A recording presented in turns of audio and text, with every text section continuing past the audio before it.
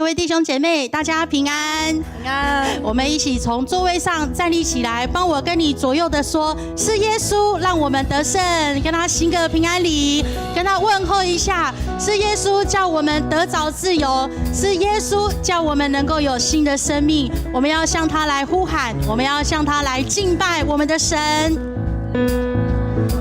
好，有100。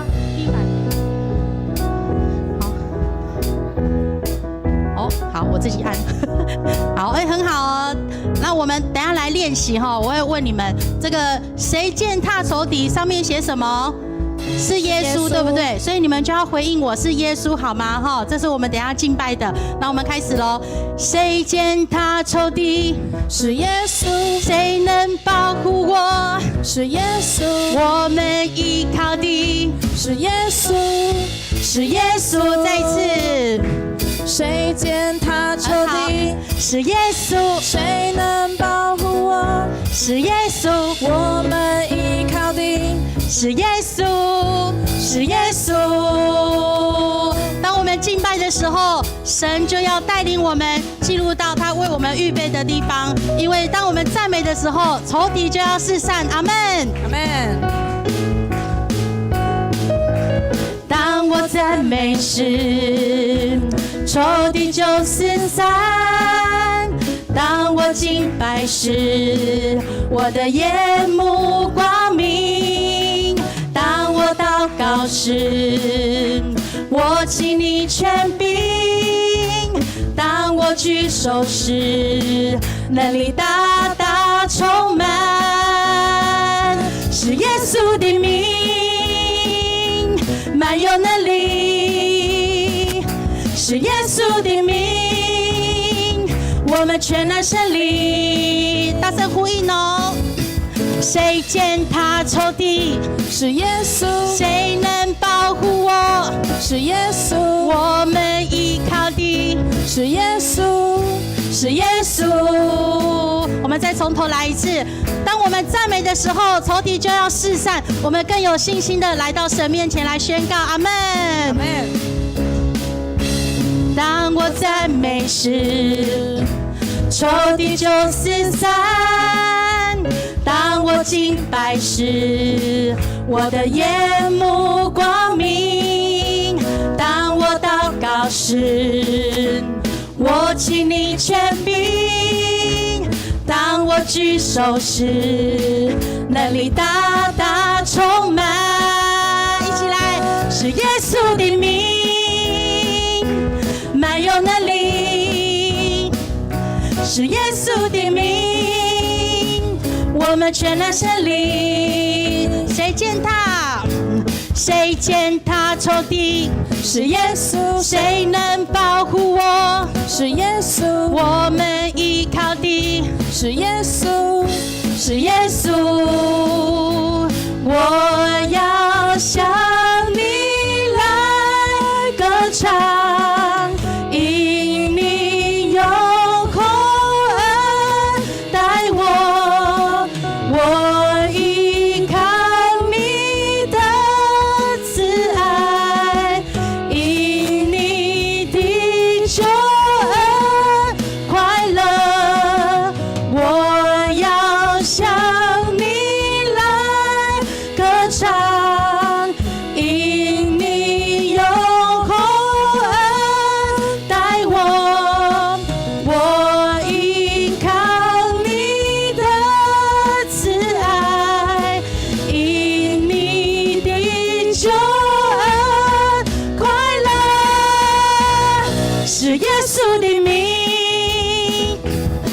有能力，是耶稣的名，我们全然胜利。大声哦！谁践踏仇敌？是耶稣。谁能保护我？是耶稣。我们依靠的是耶稣。是耶稣。谁践踏？谁践踏仇敌？是耶稣。谁能保护我？是耶稣。我们依靠的是耶稣。是耶稣。是耶稣的名，满有能力。是耶稣的名，我们全然胜利。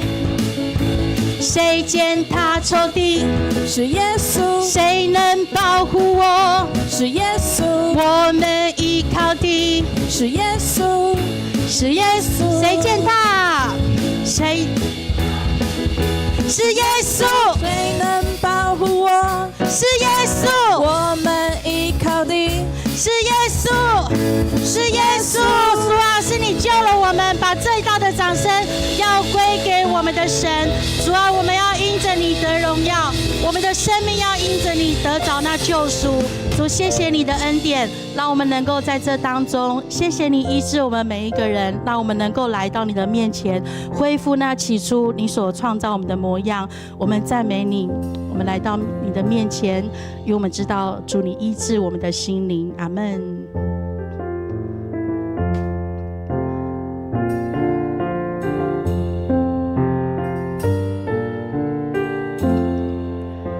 你医治破碎心灵，你一直手想着，统管宇宙福神，我献上我自己，求你在我生命掌权，来使我灵自由。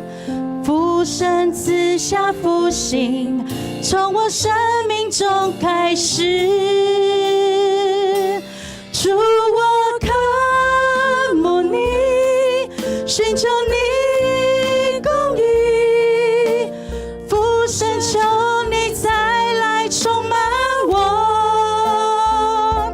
主，我渴慕你，寻求你公义。用心就可有充满我。用你圣灵充满我，我要建立容面，每天在你面前认识你荣耀恩典。我会专选着你道路，一生跟随到底，来磨练塑造我，每一天被你更新。主，我渴慕你，寻求你公义。父神，求你再来充满我。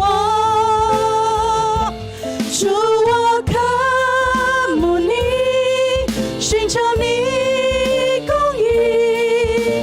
有心就可有充满我。主，我渴慕你。主，我渴慕你，寻求你公义。父神，求你再来充满我。主，我渴慕你，寻求你公义。有心就可有充满我。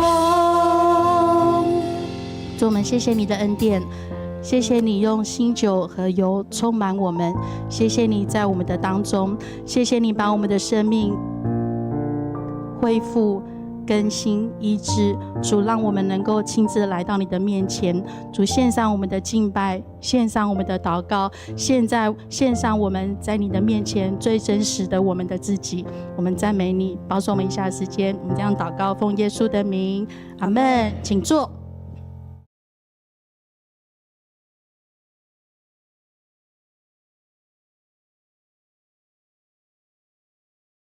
大家好，今天是华一区的分享哈。那我来介绍一下我们的华一区哈。华一区有3个小组：雅琴组、家珍组、金流组哈。那我们总共的人数只有40人，是所有的牧区里面，然后人数最少的，跟我一样娇小。好，然后这40个组员当中，在去年他们有参加小组的，大约只有5个人，所以这是还蛮难经营的一个牧区哈。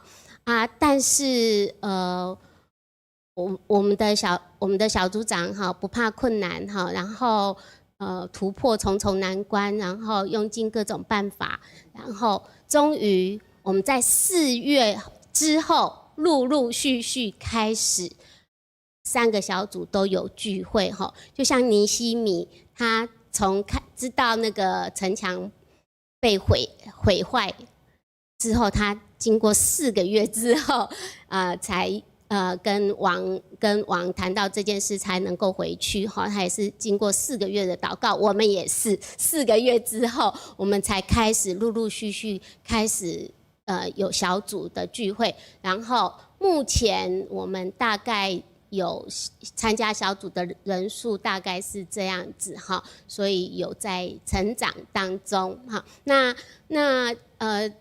我们的小组长就是也是很辛苦啊，在当初我邀请他们的时候，那我们的除了雅琴组长他是资深的小组长之外哈，他有经验。那我们的金柳跟家珍都是第一次担任小组长哈。那我也很谢谢雅琴组长哈，他很有成全人的那种心胸哈，他就让他的组员金柳姐哈起来当组长这样子啊。那金柳跟家珍哈，他们在接的时候也是。他们也不是一口就答应，他们都是经过祷告之后，然后寻求得到神圣灵的激励哈，那他们才答应了这样子的一个服事。那他们虽然紧张害怕，但是也是带着使命，也充满了热情跟期待。但是当我在整理这些组员名单之后，我实在是很难开口跟他们说，你们的小组可能不会有小组聚会哈，你们可能先当行政小组长就好了，只要传递教会的讯息就好。我实在是很担心，我说不出口，因为我怕他们的热情受伤了这样子哈，所以我一直都觉得很担心，说不出口哈。感谢我们的小组长也很就是不怕艰难，然后就开始了这样子哈。那我们接下来就要来听听看，我们这3位小组长他们是怎么样子努力来开始他们的小组的哈。那我们就依序3位小组长就依序上来就雅琴姐，然后金柳姐，然后家珍这样。不对，雅琴，然后家珍跟金柳哈，你们就依序上来。好，我把时间交给他们。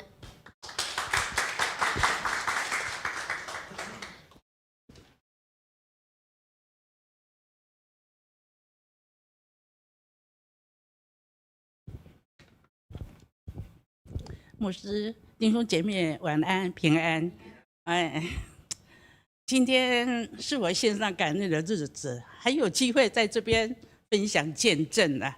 因为是神他掌管了一切，他也带领我走过生命中的每一个时刻。从当小组长哈，那我在那个读圣经的时候，我非常的喜欢那个诗篇，所以我也都一直鼓励他们。有时候说读圣经的时候都读不下来嘛，我说我们就先从诗篇开始好了，因为我非常的喜欢诗篇，像今天我那个话，诗篇5章2节，耶和华早晨你必听我的声音，早晨我必向你陈明我的心意，并要警醒所以呢，每天早晨我都会向主来祷告，把心中的重担和感谢都交给他。常常在我软弱迷惘或者不知道该如何选择的时候呢，圣灵就在我心里，他轻轻的提醒我，让我重新的得力，能够重新找到方向。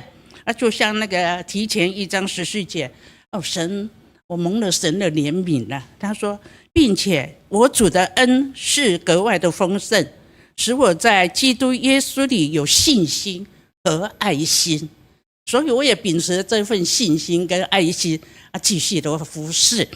对，在这个信仰的旅程中，我也曾经遇到一些困难跟低谷，但是神总是透过他的话，他的话语啊，以及我们聚会啦或者是弟兄姐妹他们的陪伴与爱我们的主任都很可爱，都是给我支持，不然我真的有时候是蛮软弱的啦，因为我各方面好像都不足，但是好在有他们，我们互相的扶持，互相的那个互相的那个劝慰啦、慰勉这样子，还有神的话语就让我再一次的站立起来。我也明白神他的恩典够我用那个神就一直在加添那个信心，但是信心是开启恩典之门的一把钥匙那诗篇一篇24节，他说：凡仰望耶和华的人，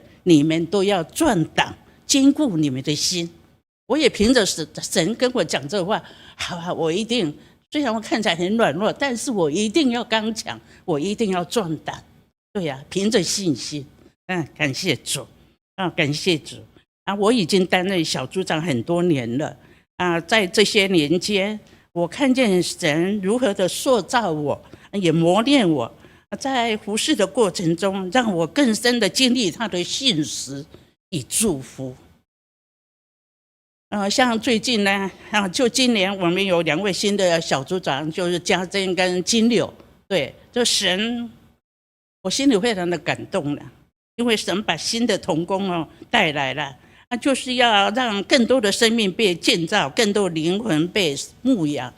所以我一直在勉励我们的组员，我们弟兄姐妹们，趁着你们还年轻，我都70多了，这几年了80了，对，我就趁着他们说，我们那个小组聚会说但愿人人都能够当长老，又长又老对，你看看我们金牛现在也是那个明年就是对我也期待着我们家珍他们用心的，真的他们这个年轻记忆力，像我年纪大了，有时候都会忘记但是神还是用我非常的感恩的因此我特别的愿意把自己当初刚接任小组长时所经历的挑战、恩典、神的带领与学习分享给他们。我们不要怕，我刚接任的时候也是那个卡卡的心，哎呦，我能力不足我怎样呢就很多的那个借口就会出来很多的那个就会想很多了有时候那时候我也不晓得，一下子我里面跟我比较默契的，比较会比较投缘会互相的帮助的，哇，一个都被分派出去，好像被征那样子分派出去做小组长了。那时候刚开始的时候，我心里也真的像他们应该也是有这种那个心里就是很难过，怎么办呢？那剩下我一个，我怎么做呢？但是神就勉励来了，没关系的，只要你尽力去做，你做不到了，神会做。真的感恩神，他们都也应该会有感受到对，所以我一直希望他们我愿意的把这些分享他们，希望成为他们的鼓励与祝福，也盼望他们能在服事中更多经历神的能力与同在在这一路上呢，我也深深感谢我们弟兄姐妹的给我许多的支持、陪伴、带导让我在服事中不孤单。我们不孤单嘛家珍对呀，你看看我们都彼此的帮补，彼此的扶持对互相的支援，我们这小组长都很棒的所以我一直勉励年轻的弟兄姐妹们赶快委身，赶快的来接任这个小组长，更多的服事但愿人人以后都是长老是对就是在每一次的祷告啦、查经啦，我们圣经共读，每一次的祷告，每一个彼此扶持的时刻都让我看到那个基督的爱真实在流动，在我们这个大家庭里面，我就感受到这份爱，大家彼此的真的很棒我以前是在慈济，我就没有感受到这一份了啊。对，然后现在在主里面呢，我就更深的在经历神，感谢神。那我也深知道，若不是主的恩典，我什么都不能做。愿我的生命继续成为神使用的器皿，也愿一切荣耀都归给我们的主耶稣基督。感谢赞美主，阿们。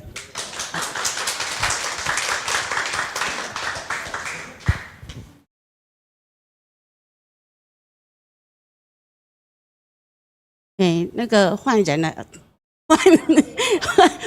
我先辅导小组的金流，好来，牧师，各位弟兄姐妹平安，我是葡萄小组的金流，我先跟大家商量一下，因为呢，我在35年前当国中老师的时候呢，学生他们做错事情啊，他们会跟那个训导主任。当时训导主任说：“拜托你打我们就好了，千万不要送到杨老师那里去。为什么呢？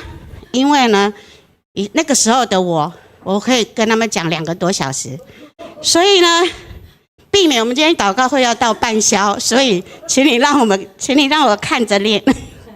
好，这样可以哈，我就看着念，不然我们会到半宵啊。这样好，首先呢。”我要先分享从不可能到可能。马太福音19章26节，耶稣注视着他们说：“人是不能，但在上帝事事都能。”从不可能变成可能。一开始我们这个小组看起来根本就不可能有小组聚会，但是感谢神，感谢我以前的同事，他们愿意参加我们的小组聚会，所以我就凭着信心，从第1个礼拜我就开始登记小组聚会的时间。感谢神，虽然小组聚会的人数一直不是很多，但是每个礼拜都可以维持固定的小组聚会。虽然原本的小组员目前没有参加小组聚会啊，除了我先生他有参加啊，但是他们都很好，我们的小组员都很好。如果我请他们帮忙帮慕道友或者其他的小组员带导，他们都会帮忙带导。虽然每次有服事的时候，可以帮忙的人都只有1个，但是我很感谢我们小组员们，至少有1个，他可以跟我一起参加各种聚会。另外，我和我先生来教会其实已经20-30年了，我偶尔会跟他讲说，你要不要转籍来我们迦南教会？到1-2个月前跟他问，他还是说不要这样。没想到那个上一次的圣礼点，他就答应了，要信仰告白。小组里面有个姐妹呢，据说她决志很久很久了，她讲了很多原因不受洗。我呢也不是一个很勇敢建议的人，也没有想到这次她也答应受洗了。这都要感谢其实很多弟兄姐妹，其他的小组他们都很努力的浇灌。当然我们也要继续为那位姐妹继续祷告，求神让她属灵的生命可以更加成长茁壮。另外我们小组有一位弟兄，他因为他以前受过伤害，每次我们关心他，我们都可以感受到他一直都走不出来。小组员们无论我有没有参加小组聚会，我们都会一起为他祷告。后来我们跟他联络的时候，还有上次家恩长老他们去探访他的时候，我们很明显的感受到他已经没有执着在伤害当中。感谢赞美主。至于我自己呢，前几个礼拜我有听到一个新闻，有一个老师啊，他经历了生死交关的状况，就他带学生跑步的时候，就是没有呼吸了。我也在想说其实我有可能，如果我没有退休，我就是那其中一个。为什么呢？因为我感谢神，其实我从还没有退休前，我就一直在很喘，所以我现在其实也还很喘。原本我不在意，结果后来有人跟我建议说，你要去做心脏检查，结果没有事。可是呢，我完全没有准备，心理准备，我以为我只是去看诊，结果就被医生说，你现在立刻去给我挂急诊。然后我就去挂了急诊，然后直接输了3袋750cc 的血。那为什么呢？因为我的血红素其实只有4而已。我的血红素4其实已经有3个多月了。所有知道我的血红素是4的这个医疗人员，他说你的命真大这样。所以我很深刻的感受到全能的神保守我。我的小组家人知道这件事情，他就说：“你不是说我们是家人吗？怎么没有一开始就跟我们说？”其实我住院这件事情，我连我的儿女都没讲。因为他们没有跟我们住在一起，我怕他们担心，所以事实上连我的儿女他们都比教会还慢知道。总之呢，这次生病从好几个月到现在，我更深刻的经历又真又活的神的奇迹。接下来是题外话，我还是认罪。虽然我有在运动，但是我其实没有好好的感受自己的身体状况，让我自己有好几个月都处在危险的状态。所以各位家人，我真的有悔改了。现在我很努力去感觉到说我这个圣灵的殿，所以我现在在喘，我自己都知道。好，接下来下一页，帖撒罗尼迦前书5章18节，在任何环境中都要感谢，这是上帝为你们这些属于基督耶稣的人所定的旨意。感谢神。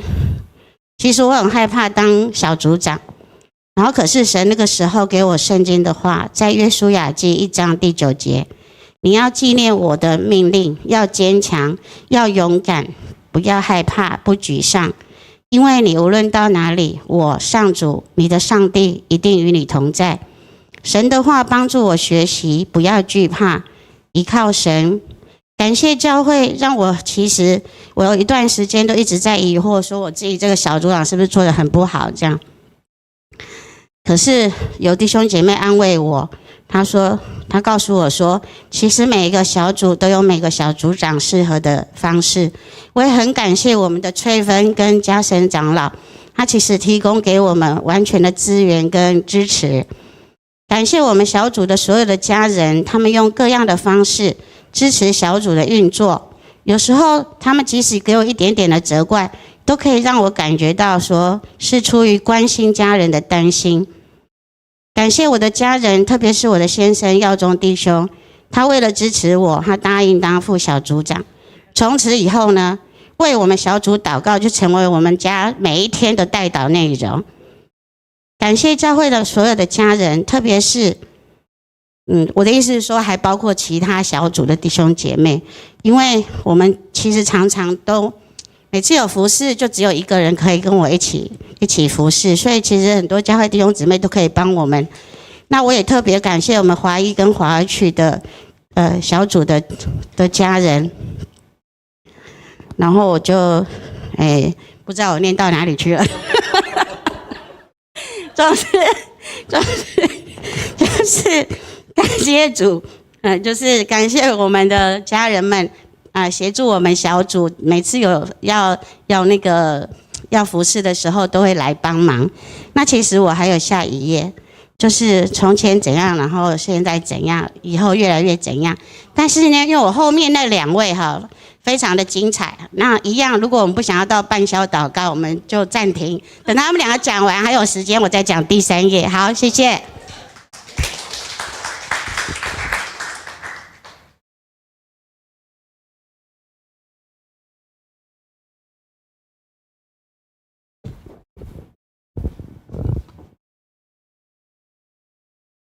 牧师，各位长子，各位弟兄姐妹们平安。我是华一区家珍小组的杨家珍，很多人都不知道我叫什么名字。那我回忆在去年的跨年联会时，我曾经分享自己如何听见主的呼召，也正如美英区长上周说的，然后有人问你的时候，就勇敢给接下来就对啊。那当时呢，我就是带着这样的信心跟勇气，接下了这个小组长的责任。那然而呢，真正的你走进服事之后呢，却发现说，这一切真的都不像我想的这么顺利耶。刚开始我是非常的茫然，也不知道从哪里开始。整整有2-3个月的时间，是真的就是在做文书的小组长。当我拿到名单的时候，更是让我惊讶，没有一个我认识，除了子涵姐之外，其他全部都不熟。那年龄层呢，有30到70岁，其中50到60岁是占了多数。记得有一天晚上，我一通电话打给组员拜访他们，那几乎都是被婉拒，因为我邀约他们出来参加小组，几乎都是婉拒的。那一段时间我真的也很挫折，觉得自己好像力不从心。后来我向台语区的几位资深的小组长请教他们方法，还有重新调整我的服事方向。那时候呢，将近1-2个月，我心里都是非常彷徨，但不住的祷告，也求主啊说：主啊，我该怎么开始啊？这样子人数不稳，然后投入的几率非常低。祷告后呢，我就想说，那不然就先跟雅琴小组先合并，至少我自己也要参加小组吧。那感谢主，他一步一步的带领我前行。那如同尼希米说的，尼希米记2章20节所说，天上的上帝必使我们亨通，我们是他的仆人，要起来建造。在那一段空窗期，我开始起来建造，积极的参与教会的活动，还有祷告会。那透过牧区跟区长的引荐来认识组员，我会随身带着小礼物，那带着我的名牌，主动的介绍我是你的小组长，我叫杨家珍。那想方设法的拉近彼此的距离。周三祷告会之前，我会固定的传讯息说，小组长今天晚上要去参加祷告会哦，你们有没有什么需要代祷的可以告诉我哦。刚开始的前2-3周是完全都是没有讯息，到了第4周开始就有人，小组长我要祷告，这个祷告我就开始跟他们有接洽，就跟他们拉近关系，也让我更了解他们的生命情况，也让我拉近，慢慢这个距离就慢慢的拉近。那我会善用教会给小组的资源，我开始固定每一个月一定要排一位组员去家庭探访，然后了解他们的家庭背景，还有他们的成员，慢慢的跟他们聊，跟他们拉近距离，也愿意，大家都愿意敞开，小组的聚会就逐渐就开始稳定了。虽然现在小组看起来还是勉强及格，但我深深的相信，在神的恩典里面，我们必要合一。在这次的领袖高峰会中，有一句话也深深的感动我：累积微小的贴心举动，会在弟兄姐妹们的心里造成巨大的影响。这不是技巧，而是生命的态度。带领小组呢，也不是说完成任务，而是真诚的陪伴。超乎常理的款待，不是形式，而是让人切实感受到你的爱与归属。11月2号呢，教会牧师有安排探访嘉吉弟兄跟佩萱姐妹，在回程的路上，圣灵呢也深深的提醒我，要更多的来体谅组员的生活形态和工作时间，而不是为了聚会而聚会，用体谅胜过不谅解。这句话呢，也深深的刻在我心里，成为我服事的提醒。服事的价值不在于我做得有多好，而是呢，我是不是愿意与神同工。当我愿意呢，从说说而已跨越到真实行动，神就会在我的微小的顺服上成就远超过我所求所想的事情。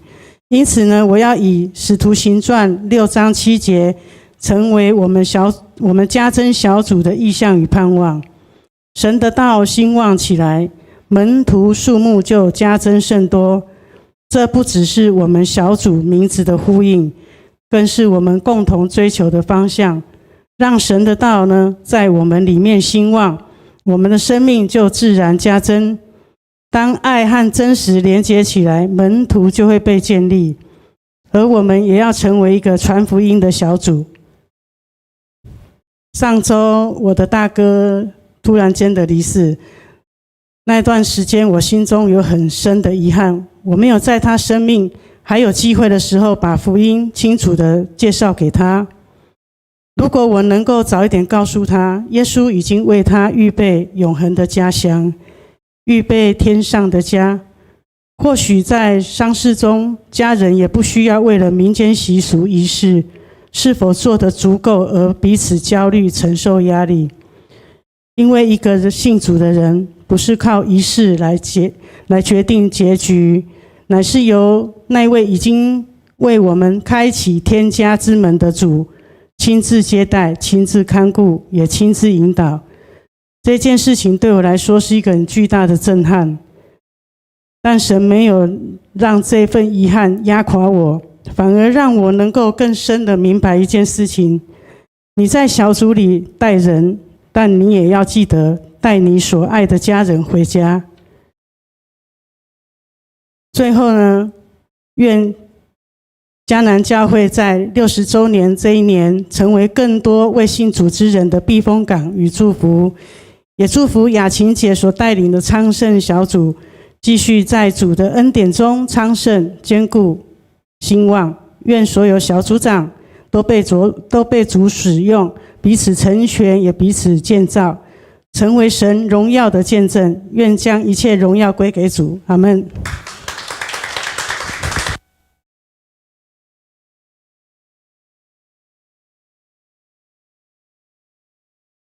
华一区的3位小组长分享哈，那我们今天还有一个加码，好，就是我们华2区的那个思雨小组长哈，那他也是第一次当小组长，那他也经历了很多的挫折，然后大哭，然后怎么样被神接住，我们来听听他的见证。好，欢迎思雨。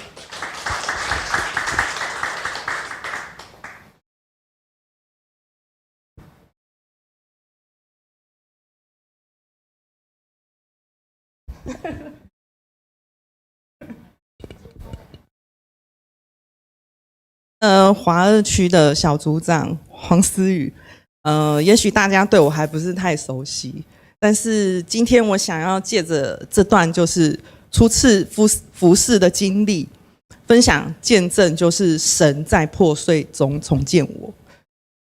感谢崔分长老给我这个机会站在这里，然后与大家一同见证神的恩典。耶和华靠近伤心的人，拯救灵性痛悔的人。首次的服事是我生命破碎之后的一次重建。桃园殡仪馆火化场的出口处，雨滴没完没了的打在一棵静默的树上，仿佛在陪着我哭泣。母亲的安放礼拜才刚结束，悲伤尚未平复，我却已经投入了筹备立志长老的天路旅程。那时候的自己一直告诉自己，别倒下，还有人需要你。但是那压下去的情绪，终究在某个瞬间如堰塞湖溃堤。当下被责备、招待、安排不当的过程，我忍着悲伤、责任和无力感一下全都爆出来，我哭得像小学生，眼泪止不住，真的是止不住，然后也没有任何一句话可以安慰我。事后牧师很柔和的微笑对我说，你那天哭得像小学生一样。这一句话他不是指责，是牧师看见我内心的伤痛，把我的软弱也一并接住。那一刻我才明白自己也渴望有人接住我的软弱，这是神给的恩典。我也在那瞬间更加的确信，神是我的避难所，是风雨之中我可以奔向的地方。神不嫌弃我的眼泪，也不忽略我的痛楚，而是在无声的拥抱中慢慢的将我复原。后来在聚餐中听瑞哲哥分享他如何带小组，他不是靠着掌控，而是带着一种从容和智慧，就是那种像狮子般紧扣住主干的那种很稳定的那般。有的强壮，有的脆弱，但只要彼此连接，连于主，就能一起结实累累。我开始明白，服事不是一个人硬撑，而是一群人连接在神里面，彼此带着，不放弃，不比较。圣经有一句，圣经的约翰福音15章5节说：“我是葡萄树，你们是枝子，藏在我里面的，我也藏在他里面，这人就多结果子。”说真话不代表我们要硬碰硬，而是用爱提醒，一起成长。每个人都有神正在修剪的地方，也包括我。唯用爱心说诚实话，凡事长进，连于元首基督。这是以弗所书4章15节记载的。这段期间，我要特别感谢我的区牧长老家生，还有我的区长老。区长老比较低调，他不需要我把他的名字就是说出来。当我崩溃的时候，当我的灵魂感觉一片一片的瓦解，是你们陪在我的身边，没有催促，没有责备，只是默默的陪伴，给我足够的时间整理、流泪、重新的站立。是神的爱透过你们成为我的遮盖。朋友乃时常亲爱，为弟兄为患难而生，这是记载在箴言17章17节。还要谢谢牧师那一句话，像小学般的哭泣。我从真实的被理解中感受到神的温暖。也谢谢瑞泽哥，你的生命让我看到另外一种带领的可能。我在诗篇看到56章8节，你记下我漂流的事，把我的眼泪装在你的皮带里。那些眼泪神都收着，那些破碎他正用来重新的塑造我。如今我学会了慢慢的哭，慢慢的站起来。神是我的避难所，在伤痕中能找到安息的地方。眼泪不是羞愧，而是诚实，是治愈的起点。愿我的眼泪成为别人能够找到盼望的泉源，愿我的破碎成为神得荣耀的器皿。愿我们都连于葡萄树，结出忍耐、恩慈、谦卑与爱的果子。一切荣耀归于爱我们的神。阿们。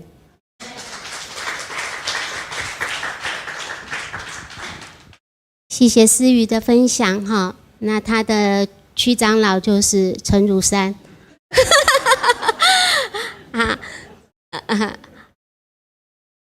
我们一起来读以斯拉记第4章第4节，请。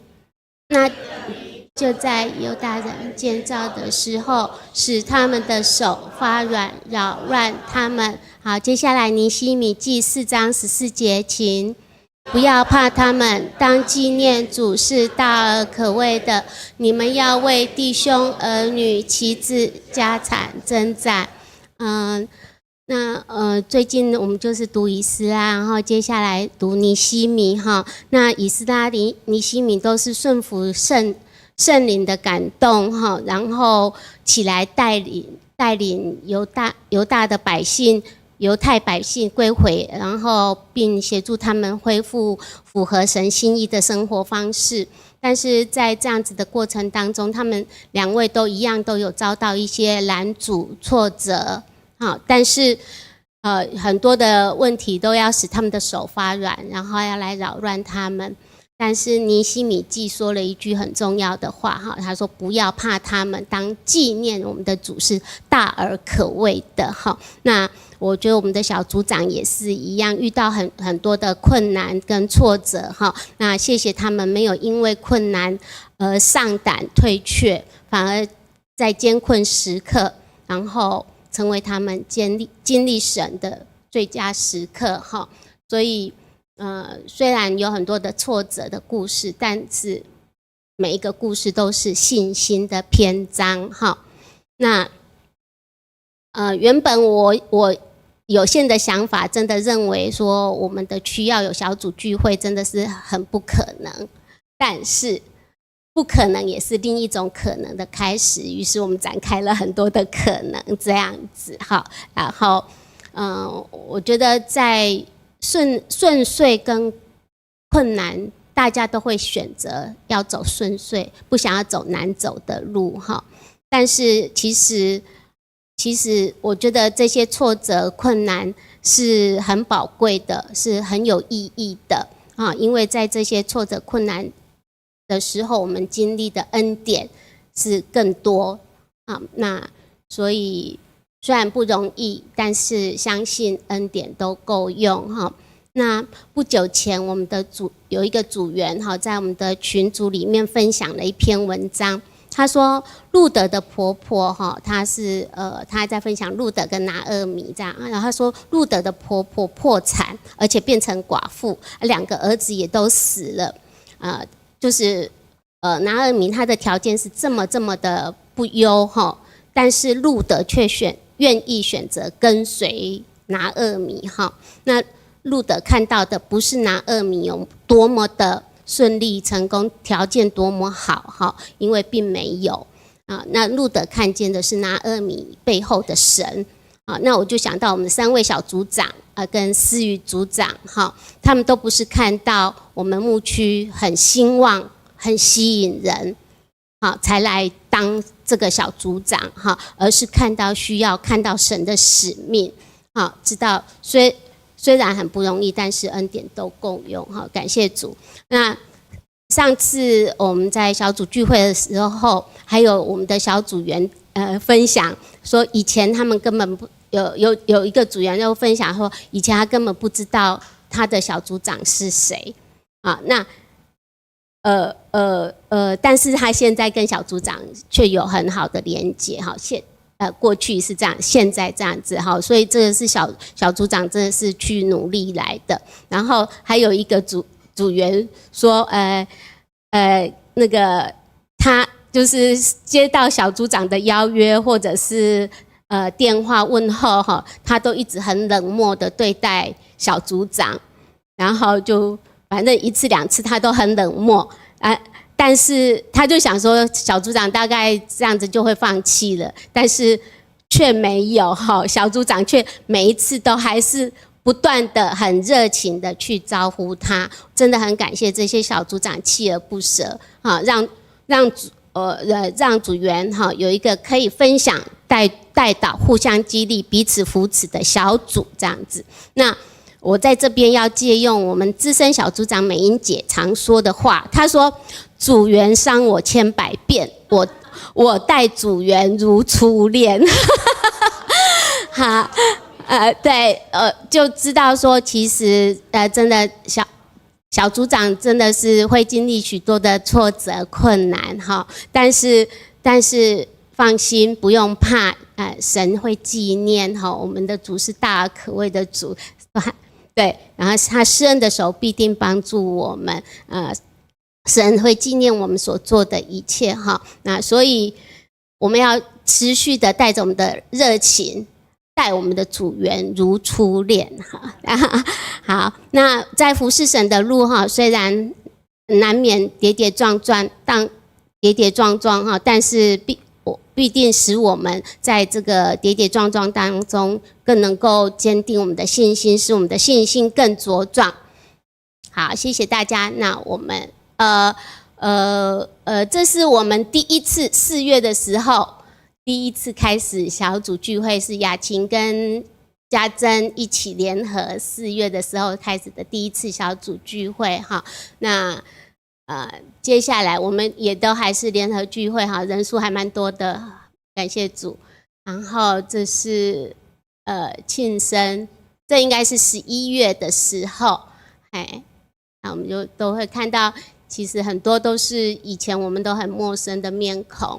那很感谢主，在这一年走过来，我们有秀兰加入，就是我们的这个大家庭哈，然后瑞贤也受洗，这是我们为他举办的欢庆趴，这样子，跟他的儿子怀民也申请，就是转籍到迦南教会来，这样子。好，这是我们小组的状况。那我们在2022 2026年，好，这是我们华一跟华二牧区在我们家生长老的带领底下，我们决定要来推一件事情，我们就是要来共读写灵修笔记。我们邀请我们的组员一起来参与，我们有一些方式，就是参与的方式以及奖励哈。我们想要学习以斯拉，好，以斯拉能够这么的蒙福哈，要资源有资源，要钱有钱，要人有人哈，蒙福到不合理，哎，对对对，神就为他调动万有，因为他怎样精通律法，哎，然后所以我们要好好的来读经，然后写灵修笔记。所以我们在2026年，我们有这样子的一个活动计划，想要来推动我们的组员一起来写灵修笔记，然后记录起来，有写笔记的，我们也会给他奖励，这样子，这是我们明年的展望跟活动。好，谢谢大家，这是我们今天的分享。好，那我们一起来祷告。谢谢主，今天我们再次在你面前要来立定心志，选择跟随主，因为你是大而可畏的神，你施恩的手必帮助护卫我们，在我们不知道的地方为我们征战且得胜，我们不用胆怯，也不用害怕，我们只要选择走神的道路，相信就必经历神丰盛的恩典。感谢赞美主，我们这样子祷告都是奉主耶稣基督的名，阿们。我们从座位起来我们用这首诗歌来回应咱的上帝，让咱福气，让咱稳定满满，该讲赢天路。耶和华是我的牧者，我无欠亏一件，伊予我倒伫青水的草坡，带我伫安静水边，伊予我的灵魂静yên，引带我行伊的路。我虽然行过死荫的山谷，也不惊灾害，因为你甲我同在。你伫我对敌面前，为我摆set下，引诱我的头壳，予我的背满满，稳定主必的脚，对我一世人，我要徛起伫耶和华的厝，你高言我立伫我，你伫我对敌面前，为我摆set下，引诱我的头壳，予我的背满满，稳定主必的脚，对我一世人，我要徛起伫耶和华的厝，你高言我。请坐。我们这时候要来为我们的世界、为我们的社会、为我们的国家来代祷。好，首先我们为着在上个礼拜六，就是因着日本台湾有事，日本有事好的这个言论呢，好引发中国许多的动作对日本的反制哦，好甚至在日本用的战机呢用雷达来照射哦，好甚至还有在昨天中国和俄罗斯的军机好闯入了南韩的东部还有南海，那还有甚至也发射了火箭好，那在我们睡觉的时候从台湾的中部的这个大气层上面这样飞过去啊，但是这些不管是争议性的举动，我们为这些为中国近来争议性的举动来祷告，求主能够掌权，并且赏赐我们能够有平安与信心，相信这个岛屿、这个国家、这个社会、这土地的人民都是上帝在掌管和保守。第二，我们要为我们的国家来祷告，就是我们的国会政党推了助理费除罪化，那还有贪污除罪化，那这个意思等于立委是变相的加薪，而且他如果这个有贪污的话呢，也不用被这个法律所限制啊。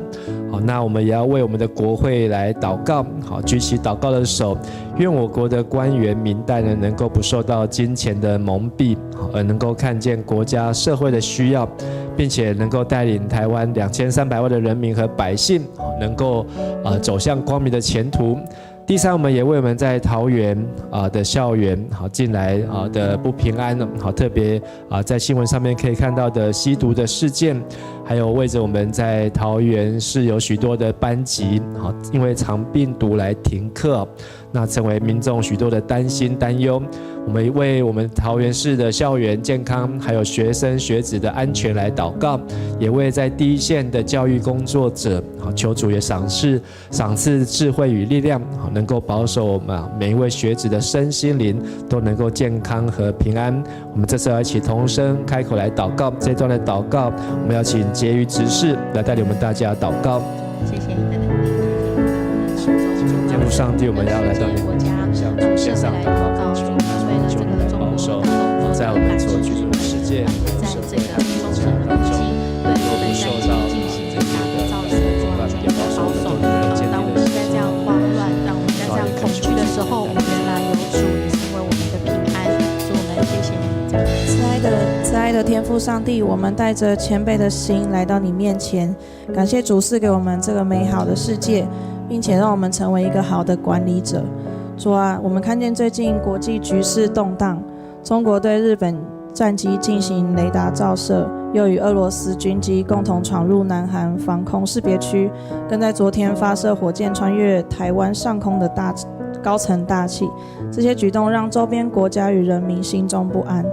主啊，在动荡的国际情势里，我们求你来掌权，求你来介入，求你用你的平安代替恐惧，求你用你的智慧取代冲突，在领袖心中能够放下骄傲以及对立，让各国能以和平的方式面对争议与对话，使这片土地与邻近区域不致落入战争威胁。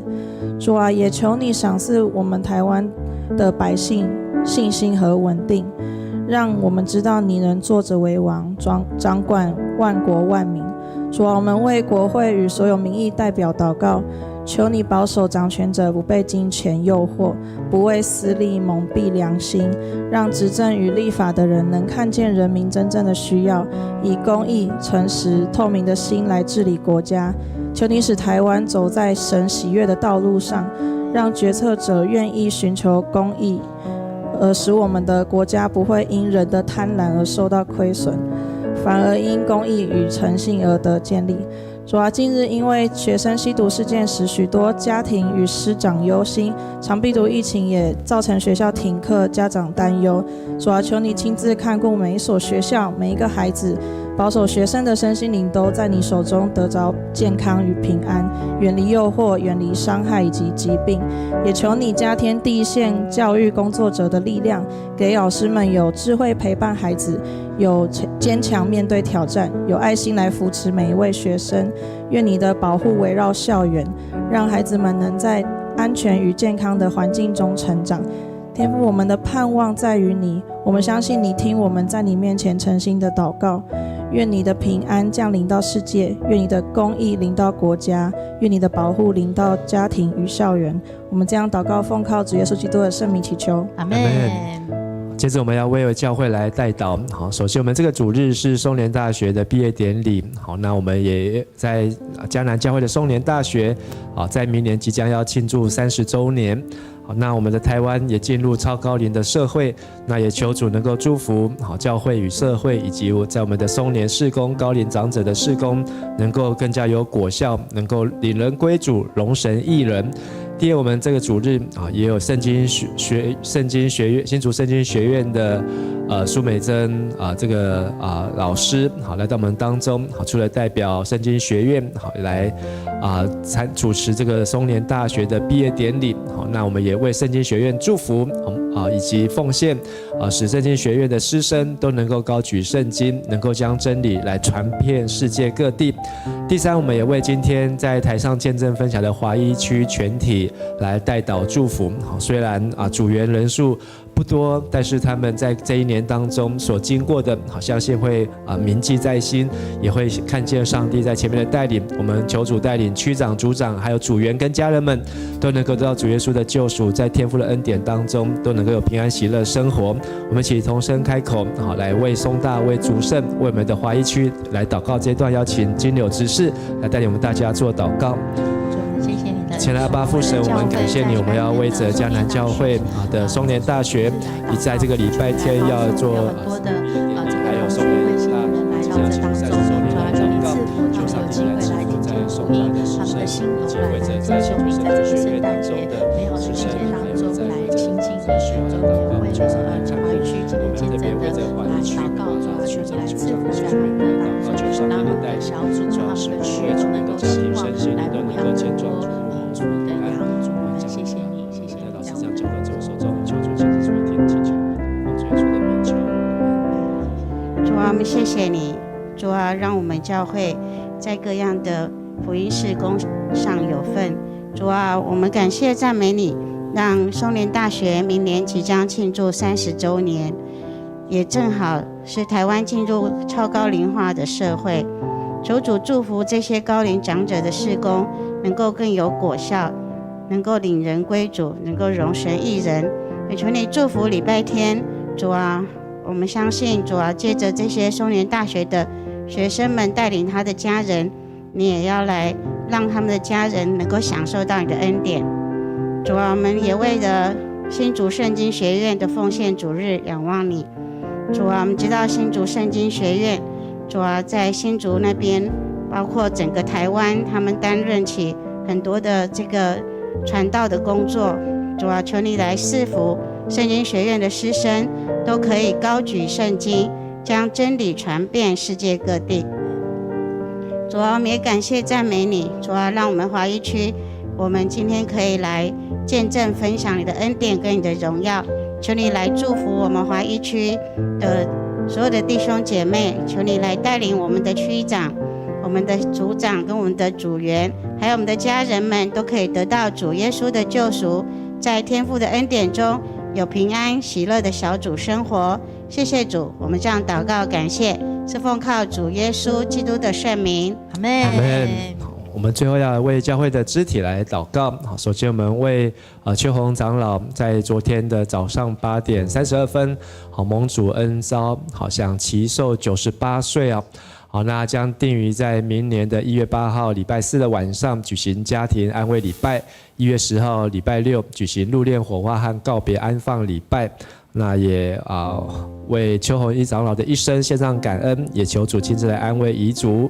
第二，我们为美智姐在肺部肿瘤开刀，上个礼拜天又住进加护病房啊。好，那至今好，那也求主来看顾保守。好，那他的大儿子跟二儿子在日本跟美国好都陆续回来台湾好看顾。好，那怡蓉姐好就是美智姐的妹妹好说目前的情况并不乐观啊。好，因为医生好有点束手无策。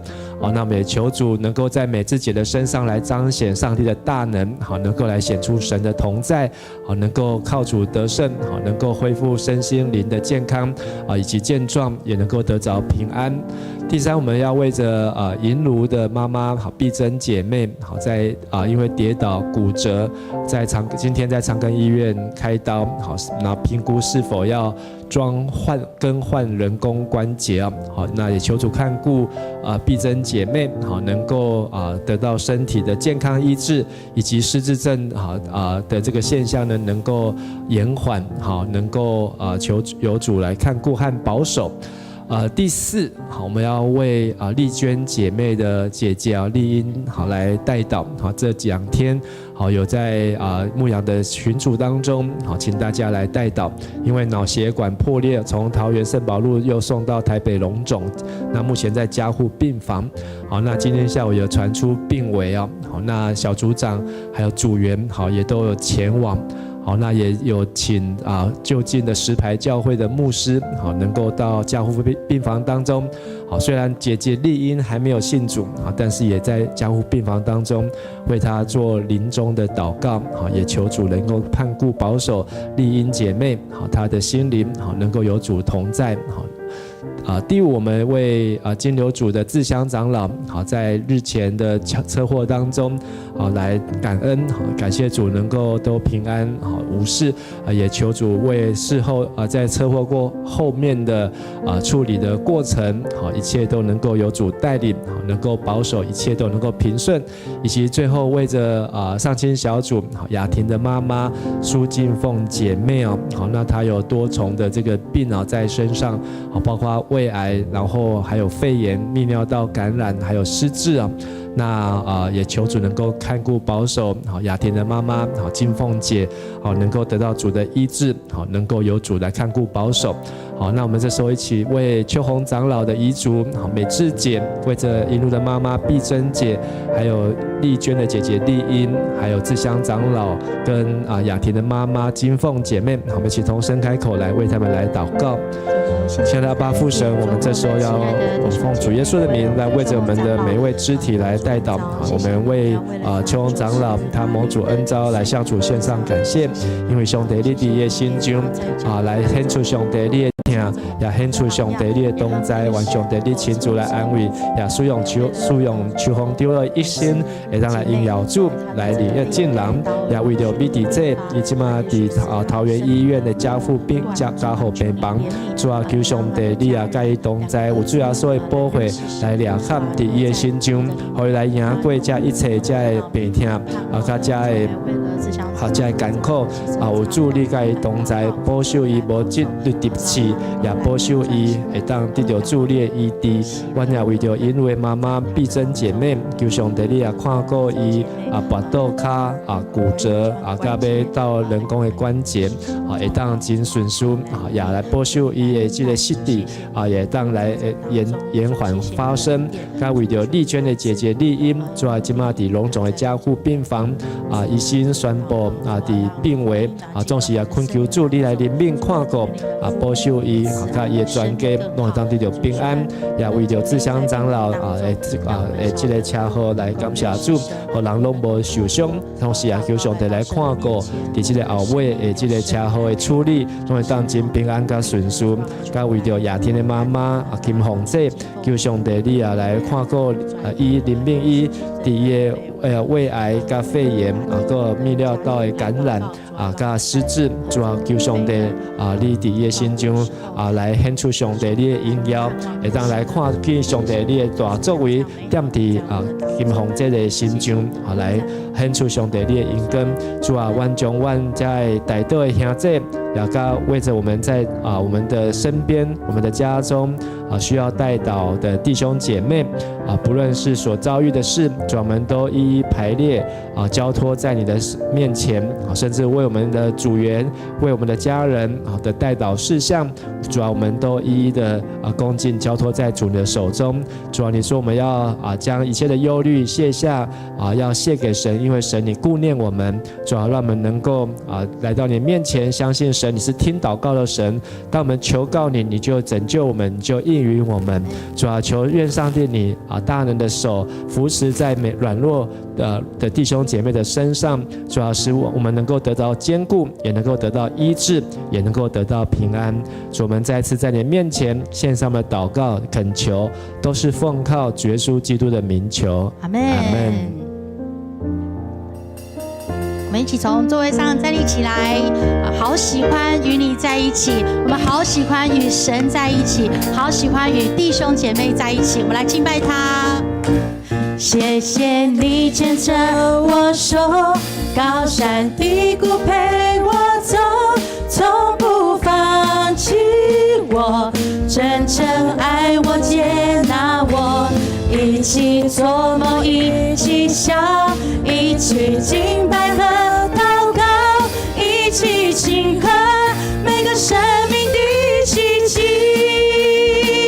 好喜欢与你在一起，分享生活，分享爱，没有批判和论断，心完全敞开。好喜欢与你在一起，像耶稣一样的爱，你我不孤单，这里有好喜欢，好喜欢与你在一起，分享生活，分享爱，没有批判和论断，心完全敞开。好喜欢与你在一起，像耶稣一样的爱，你我不孤单，这里有你我不孤单，你我不孤单，这里再次说你我不孤单，哈利路亚。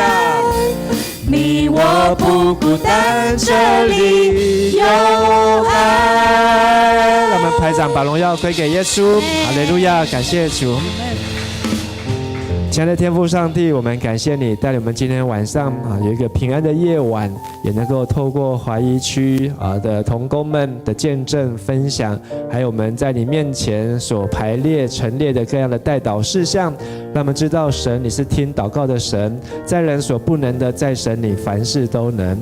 我们这时候同心用主祷文一起来祷告说：我们在天上的父，愿人都尊你的名为圣。愿你的国降临，愿你的旨意行在地上，如同行在天上。